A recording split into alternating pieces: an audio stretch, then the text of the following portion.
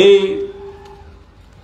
শ্রীনগর বাজার এলাকার যারা আমার শ্রদ্ধেয় অভিভাবক অভিভাবিকা মণ্ডলী রয়েছেন, মা ও বোনেরা এবং বন্ধুগণ, ব্যবসায়ী বন্ধুগণ, পথচারী ক্রেতা, যান চালক বন্ধুগণ, সকলকে আমার নিজের তরফ থেকে এবং সিপিআইএমের পক্ষ থেকে এবং ইন্ডিয়া জোটের পক্ষ থেকে আপনাদের অভিনন্দন, শুভেচ্ছা, নমস্কার জানাচ্ছি।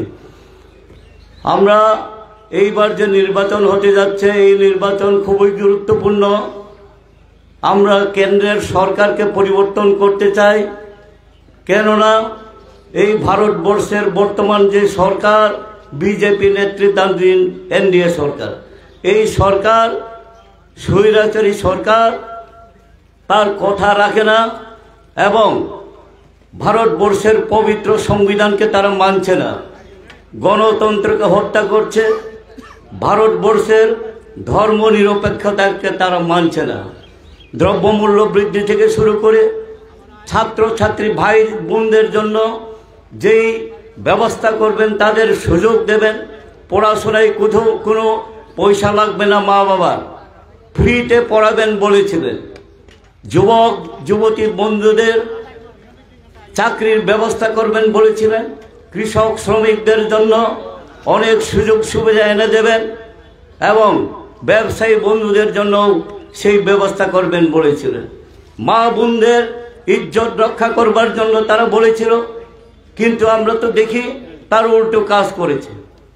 এই ভারতবর্ষে এই 10টা বছরের মধ্যে আপনারা দেখেছেন, সেই গুজরাট থেকে আরম্ভ করে উত্তরপ্রদেশ, সেই মণিপুরে মা বোনদের কীভাবে একেবারে উলঙ্গ করে এরকম দুপুর বেলায় রাজপথে হাজার হাজার মানুষের সামনে উলঙ্গ করে সেখানে প্যারেড করেছে।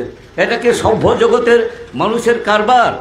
কিন্তু আমাদের দেশের প্রধানমন্ত্রীজি একটা বাক্য ব্যয় করলেন না, ওইখানে তো গেলেন না, বিদেশে ভ্রমণ করে। ভারতবর্ষের মাথা সবার হেড হয়ে গেছে। এরকম সরকার আর ভারতবর্ষের মানুষ চায় না।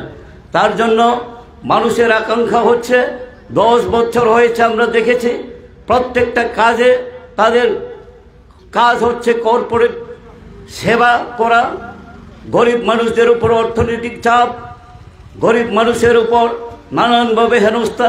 যদি কিছু কথা বলে আর দাবি তোলে, তাহলে তাদের উপর লাঠিপেটা করে, ভয় হুমকি দেয়।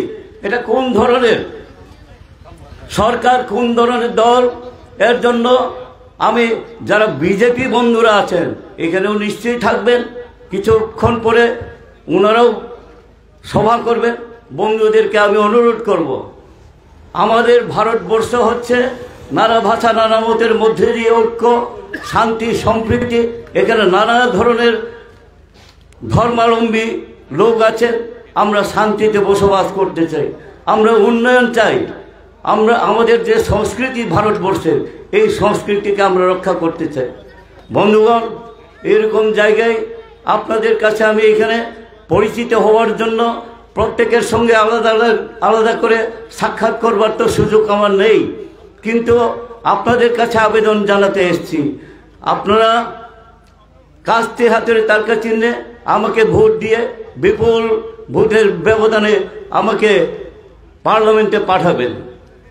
আপনাদের আশীর্বাদ নিয়ে আগামী দিন আমরা জয়যুক্ত হব এবং দিল্লিতে আমরা ইন্ডিয়া জোট সরকার করবে, যেই সরকার হবে, যেই সরকারটা হবে গণতান্ত্রিক, ধর্মনিরপেক্ষ, আমাদের ভারতবর্ষের সংবিধানকে রক্ষা করার কাজ আমরা করব।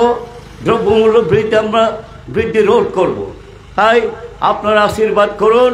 আপনাদের আশীর্বাদের মধ্য দিয়ে, আপনাদের সহযোগিতার মধ্য দিয়ে আমি আবেদন জানাচ্ছি আপনাদেরকে, আপনারা বিচার বিশ্লেষণ করে আগামী 26শে এপ্রিল কাস্তে হাতের তারকা চিহ্নে ভোট দিয়ে বিপুল ভোটে আমাকে জয়যুক্ত করবেন। এই আশা আকাঙ্ক্ষা রেখে, বিশ্বাস রেখে আপনাদেরকে আবারও নমস্কার, অভিনন্দন জানিয়ে আমি আমার কথা বলা শেষ করছি। সবাইকে